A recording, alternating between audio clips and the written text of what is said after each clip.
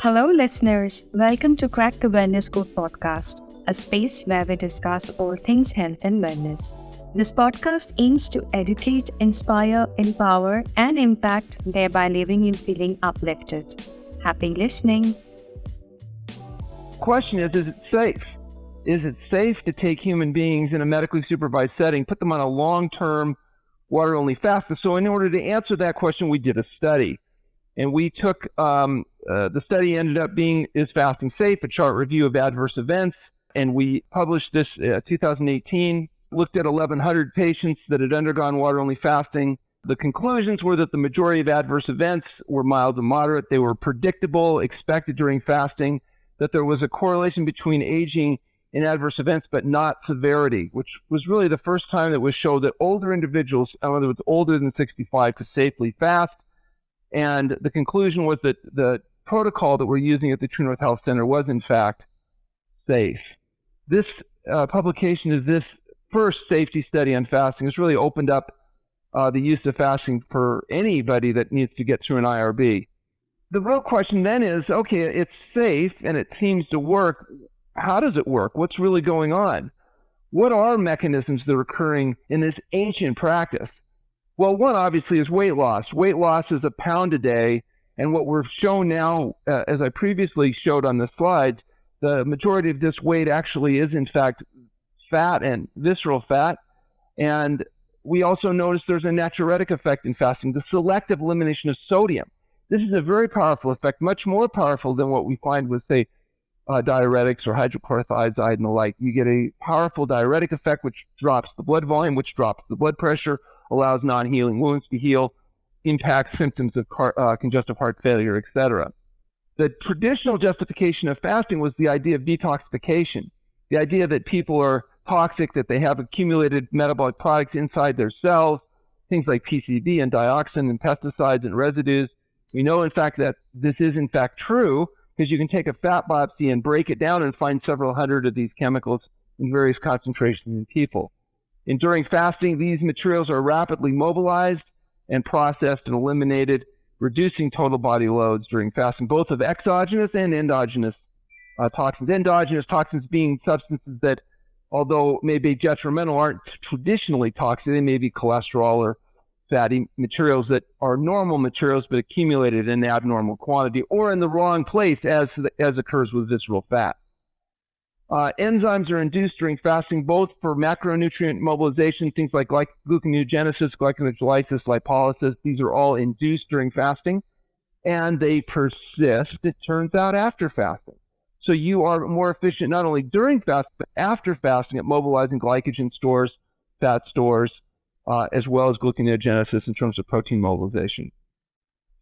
You also induce enzyme systems associated with detoxification, which is how those materials get out of the body, and we also believe that those detoxifying enzyme systems persist post-fasting, and they also seem to accumulate, so that every time somebody fasts, they get more and more efficient at it, just like every time somebody exercises, the glycogen-mobilizing enzyme systems become better. That's part of what being a conditioned athlete is this repeated induction of these enzyme systems. Insulin, the hormone that drives sugar from the bloodstream into the cells, is profoundly impacted in fasting, and in fact that may be why about 80% of our type 2 diabetics are able to achieve normal blood sugar levels without medication. Now, granted, they have to continue to be willing to eat healthy and exercise in order to maintain the results, but nonetheless, it's a very rapid way of normalizing blood sugar levels and eliminating the need for people to use medication. The fasting mechanisms also include dealing with the gut, that tunnel that starts in your mouth and ends in your rectum. The microbiome, the 5 pounds of bacteria that live in your intestinal tract, are a very important part of your immune system. 5 pounds of bacteria eating, drinking, and defecating inside you right now. What your bacteria defecate in you depends on what you feed them. And if you want them feeding you fertilizer like vitamin K rather than toxic waste like TMA, then what you need to do is feed your gut the food that they're designed to eat, which is soluble fiber, so your vegetables and sweet potatoes, not the animal foods that lead to increased production of TMA. The fasting affects the gut by affecting, we believe, this process of gut leakage. The gut has a membrane that filters out everything except very small molecules. If your intestinal mucosa membrane becomes damaged, you can leak material through gut leakage, proteins and other materials that shouldn't be there, and that in genetically vulnerable people, the immune system can react inappropriately and lead to autoimmune diseases and other problems. The difference between one face and the other is what we call smoker's face. Smokers develop this premature aging because the free radicals from cigarettes actually cause collagen tissues to cross-link, and that's what wrinkles are. It's interesting, some people claim that smoking actually, in some senses, protects you against things like lung cancer.